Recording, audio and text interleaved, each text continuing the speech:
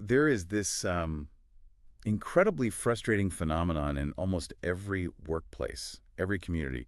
Honestly, maybe even in your own home. Oh, yeah. I think everyone knows exactly what you're talking about. Right. It's that one broken system, that one recurring bottleneck that everyone constantly complains about, but like absolutely nobody fixes. Exactly. We just sort of, I don't know, get used to the friction. It becomes institutionalized complaining, Yeah, we treat it like the weather. You complain when it rains, but you don't actually try to stop the rain. You just accept the water damage in the living room and put a bucket under it. which is such a human kind of paralysis. We normalize the dysfunction because fixing it seems either too expensive or too complicated. Or it's just outside of our specific job description. Yeah, And that paralysis is exactly what we're diving into today for you. we really are. If you have any appetite for practical genius and, out of the box problem solving, this deep dive is completely tailored for your curiosity. It's totally right up your alley. Our mission today is to extract some incredibly actionable insights from a really fascinating chapter in the Walking University Chronicles. Yeah, specifically focusing on this man named Samy and his whole operational philosophy, which, by the way, is brilliantly titled Wisdom Without a Degree. Such a great title. Yeah. But to really get into the mechanics of this, we kind of have to set the scene first. Oh, definitely, the loading bay. Right, imagine a heavy goods transfer bay at this massive store, and for months there has been an absolute grinding stalemate, total gridlock. And the source material uses this fantastic word to describe the atmosphere there, holchul. Holchul, yeah. It essentially means a constant uproar, a commotion, Yeah. ongoing drama every single week. It's the exact same fight. Because you have the storekeeper on one side, right, and he is pulling his hair out, looking at the crumbling concrete of his loading dock. Screaming, this truck driver is destroying the goods transfer bay. He's always bumping it with the back of the truck. But then, on the other side of the conflict, you have the truck driver. And frankly, his defense is entirely logical. Totally logical. He's like, I'm driving a massive transport vehicle. I physically cannot see the bay from the driver's seat when I'm backing up. Right. How am I supposed to know exactly when to stop? He's basically backing up a multi-ton beast blindfolded. Exactly. So you have the storekeeper yelling about property damage, the driver pleading that, the laws of physics and line of sight are just working against him. And the result is months of weekly hulchul. No solution, just ongoing damage and rising tempers. Okay, let's unpack this because this perfectly encapsulates the paralysis of everyday problem solving. Everyone is so incredibly articulate about what's wrong, but no one takes a single step toward fixing it. And then enter Samy. Enter Samy. He gets deputed to this store location for a 6-month stint, and he walks right into the middle of this operational nightmare. And what he does next is an absolute masterclass in what the managing director of the company eventually calls turning waste into wisdom. Right. But to understand how Samy actually breaks this endless loop of complaints, we first have to look at where he searches for a solution. Which is the most telling part. Because if this happened today, let's be honest, what would we do? We'd probably open a corporate catalog for new technology. Oh, 100%. We'd look up high-definition backup cameras, laser proximity sensors. Automated bay doors, maybe even hire a consultant to tell us what to do. We would immediately look outward. We'd assume that a stubborn problem automatically requires this complex, expensive, high-tech intervention. But Samy doesn't do that. He doesn't look in a tech catalog. He goes digging through old operational reports, and then he looks in the trash. Literally in the trash. Literally. While reviewing these old records, Samy discovers an entry for 5 huge blocks of hardened rubber. And we are talking over 5 tons of this stuff. 5 tons. Yeah. Left over from a massive fire accident a year prior. It had no buyer, no perceived use whatsoever. In fact, the managing director had explicitly commanded on the record, just throw it away. Wow, just throw it away. Yeah, and that command from the MD is a crucial detail to hang on to. The highest authority officially deemed this material as having absolute zero value. It was unequivocally scrap. Which, makes me think about modern corporate environments, or even like software development. Yeah. You have a bottleneck, users complain about a glitch. Developers say it's an unfixable structural issue with the legacy code. Exactly. And management just accepts the ongoing user drop-off as a cost of doing business. It's too hard to fix, so we just live with the pain. We just ignore it. Right. Why do we get so paralyzed by the search for a perfect or high-tech fix that we become entirely blind to the physical resources literally sitting in the discard pile out back? What's fascinating here is that this blindness is actually a cognitive byproduct of how we are trained to think about value. How so? Well, our brains love to categorize things to save energy. Once an object is labeled waste or damaged, like fire-damaged rubber, our brains just filter it out. We stop seeing it for what it actually is. Exactly. We no longer see its physical properties. We only see the label. It becomes invisible to our problem-solving faculties. But Sammy's overarching philosophy completely rejected those artificial labels. He had this trained habit of seeing precision tools where others just saw junk. Yeah, and this wasn't a one-off stroke of luck at the loading bay either. He had a real track record. Take the incident with the 2-horsepower submersible motor. Oh, right, the burned out one. Yeah, it was completely burned out, marked for scrap, thrown in a pile. Everyone else looked at it and saw a dead motor taking up space. But Sammy salvaged it. He rewired the intact portions and used it to build a completely self-contained water fountain to cool down a narrow entranceway. That's incredible. And didn't he do something with cardboard boxes, too? Discarded machinery cartons, yeah. Just heavy-duty cardboard boxes, essentially. He saw the structural integrity of the corrugated material and repurposed them into temporary sunshades for plantation workers out in the fields. So he consistently looked at the discard pile and asked, what are the structural physical properties of this item, regardless of its financial label? Precisely. So back to the bay. He looks at 5 tons of hardened, fire-damaged rubber. Everyone else sees a heavy, useless eyesore they have to pay to haul away. Sammy sees a highly durable, weatherproof, impact-resistant material. But finding the material is really only half the battle. Right, because you can have all the rubber in the world, but if you don't know how to apply it, that massive truck is still going to smash into the goods bay. Having a raw resource is entirely useless if you misdiagnose the underlying constraint. And this is where Samy moves from being just a clever scavenger to a genuinely brilliant diagnostician. Because the natural assumption here, the one that caused months of the holchel, the yelling, was that the problem was either the architecture of the transfer bay or the driver's eyesight. But Samy observes the situation and realizes the actual constraint is a total lack of non-visual feedback. The driver doesn't actually need to see the bay. He just needs to know when to stop. Yes. Samy engages in what we can accurately call sensory engineering. He completely shifts the sensory domain of the problem. Let's walk through exactly what he designs, because the simplicity is staggering, but the physics behind it are perfect. Oh, it's brilliant. He orders these 5 tons of hardened rubber to be cut into very specific, long rectangular pieces, exactly 2 meters long by 1 foot wide. Very specific dimensions. Right. And he then has these heavy rubber pieces laid down evenly on the truck path, creating this sort of tactile track, all the way up until the very last piece touches the exact edge of the concrete goods bay. But the physical track is only part one of the system. Yes. Finally, he adds a loud mechanical bell right at the end of the track. The bell is the genius part. It really is. So the setup works like this. When the massive truck is backing up, the driver doesn't need to strain his neck looking out the window. He feels the bump, bump, bump of the tires rolling over the evenly spaced rubber pieces. It's exactly like the rumble strips on the side of a modern highway. Right? It gives you physical, vibratory feedback that bypasses your eyes entirely. And then, when the truck's rear tire climbs that final rubber piece right at the edge of the bay. The pressure triggers the bell. Ding! The bell rings loudly over the sound of the engine. No seeing required, no guessing.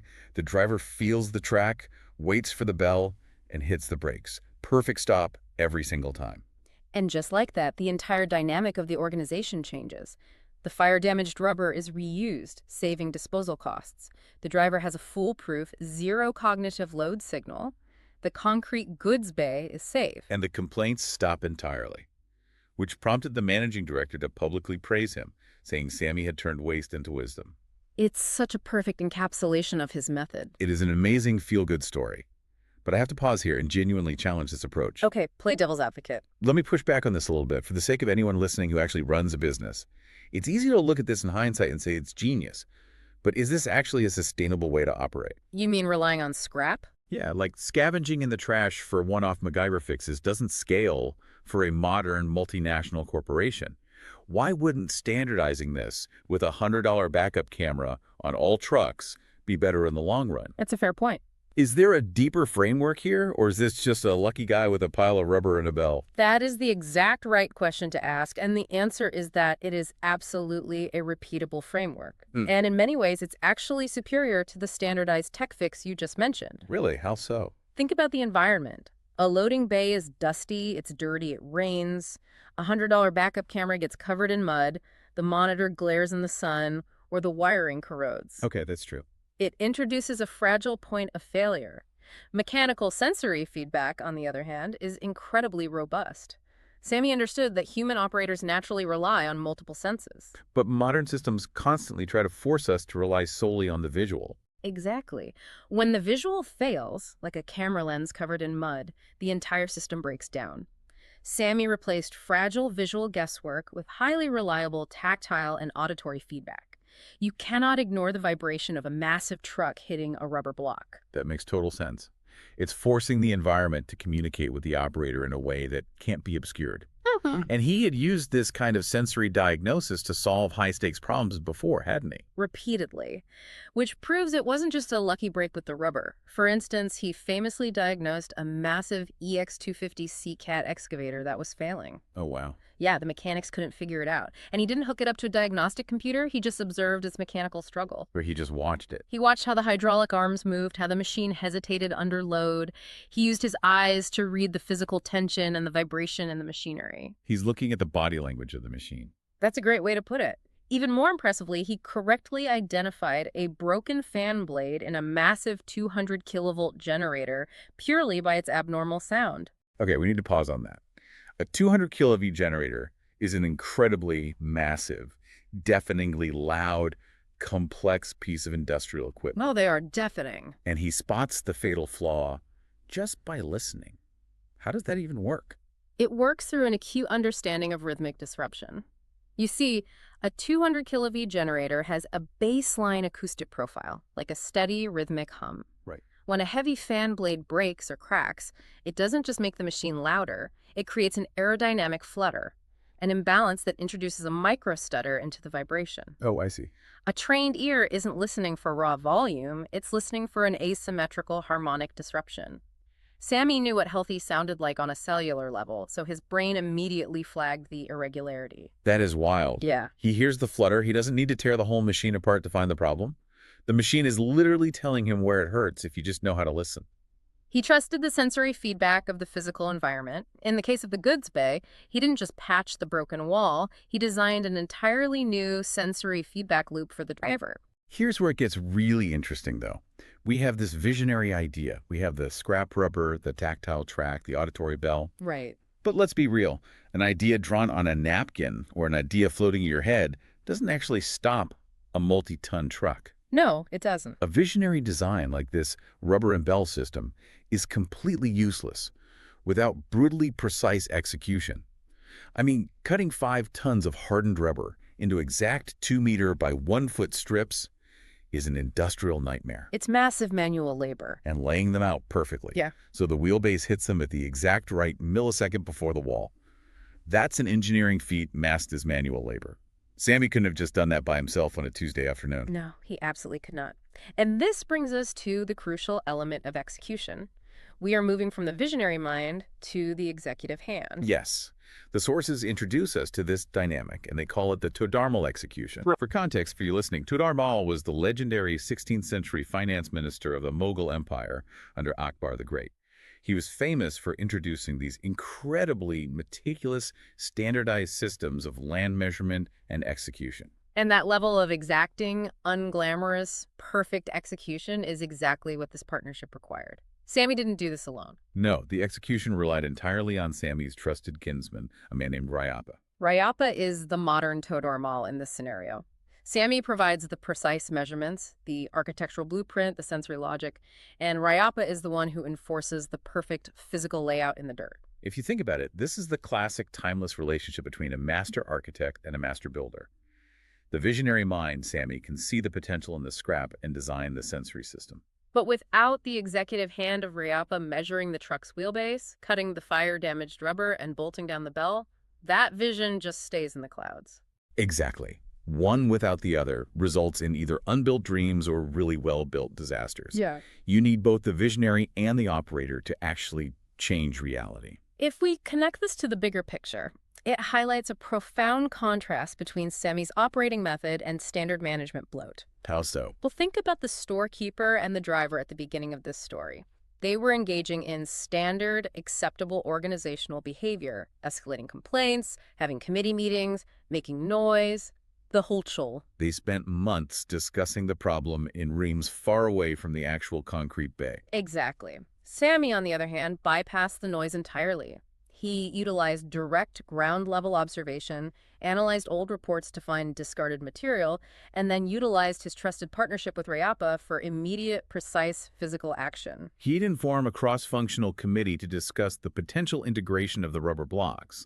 He just gave Rayappa the measurements and said, build the track. Precisely. And this is exactly why Samy held such a unique, almost paradoxical position within the company. Samy was not officially on the management team. Which is wild to think about. He did not have the formal title, the corner office, or the advanced degree. Yet the chairman of the massive organization would frequently summon Samy to high-level, closed-door meetings. Let's talk about that. Because if he's not a manager and he doesn't have a degree, why is the chairman calling him in when things go wrong? Because when specialized, expensive, high-tech systems failed, which they inevitably do, the chairman didn't need more management talk. He didn't need another polished slide deck explaining why the budget was off. Right. He needed what is called Samy's ground-level truth and his situational intelligence. The formal management team filters reality. They tell the chairman what the policy is. But Samy could tell him exactly how the dirt, the rubber, and the gears were actually functioning or failing on the ground. He understood the raw physical reality of the situation. He didn't need a high-tech laser sensor to fix the goods bay. He just needed a heavy block of discarded rubber and a loud bell to restore order. It's a massive testament to the power of situational intelligence over formal credentialed theory. It is the pure essence of wisdom without a degree. It's the rare ability to look at the unvarnished reality in front of you, strip away the corporate labels of broken or scrap, and engineer a robust, practical solution. Based on how human bodies and heavy machinery actually interact in the real world. Yes. So what does this all mean? We've covered a ton of ground today looking at this one specific incident at a goods transfer bay. But the lessons here are incredibly relevant for you listening right now, no matter what field you're in. Completely. Whether you're writing code, managing a team, or just trying to organize your house. First, we have to aggressively look for the hidden potential in our discarded resources. We really do. When you hit a roadblock, don't immediately look outward for an expensive new tool. Don't go to the tech catalog first. Look in your own old reports. Look in your own scrap pile. What has your organization, or even you personally, labeled as waste that might actually be the exact durable raw material you need to build a solution? Second, we have to deeply rethink how we diagnose constraints. Understand that sometimes a visual fix is the entirely wrong approach. So true. When people are overwhelmed or their line of sight is blocked, providing tactile or auditory feedback is far superior. We need to actively employ sensory engineering in our problem solving. Stop making people look at screens and let them feel the rumble strip. I love that. And finally, recognize the immense, irreplaceable value of the todarmal execution. A brilliant idea is nothing without a trusted executive hand. If you are the visionary architect, you need to find your master builder. You need your Rayappa. You need that partnership to pull the blueprint out of the sky and bolt it into reality. It's about cultivating that ground-level situational intelligence. It's moving past the endless cycle of complaining, the hulchul, and physically grounding yourself in the reality of the problem. Which brings us to a final, provocative thought I want to leave you with. Something for you to mull over long after you take your headphones off today. We've seen how a lack of formal degrees and a lack of massive budgets forced Samy to rely on deep observation and sensory engineering to create brilliant solutions. His constraints literally forged his genius. Exactly. But look at the environment we operate in today. We have unlimited toolkits, we have endless software dashboards, endless budgets for new apps, endless rivers of data. So much data. Are these modern advantages actually blinding us to the elegant, simple solutions right in front of us? Next time you face a stubborn, deadlocked problem in your own life or work, that one bottleneck everyone loves to complain about but no one fixes, ask yourself, What is the burnt rubber currently sitting ignored in your own backyard, waiting to be turned into wisdom? It's a vital question. Because if we only look for solutions that come in a shiny new box with a subscription fee, we will completely miss the incredible utility of what we already possess. We have to train ourselves to look at the broken pieces and see the raw potential. Exactly. You don't always need a state-of-the-art AI-driven camera system. Sometimes you just need a bell. And sometimes you just have to be willing to look at the exact things everyone else has written off as trash. Because the answer might be right there. Right out there, in the scrap heap of your own supposedly unfixable problems, the perfect answer might already be sitting there, gathering dust, waiting for you to stop complaining about the rain and start building the shelter.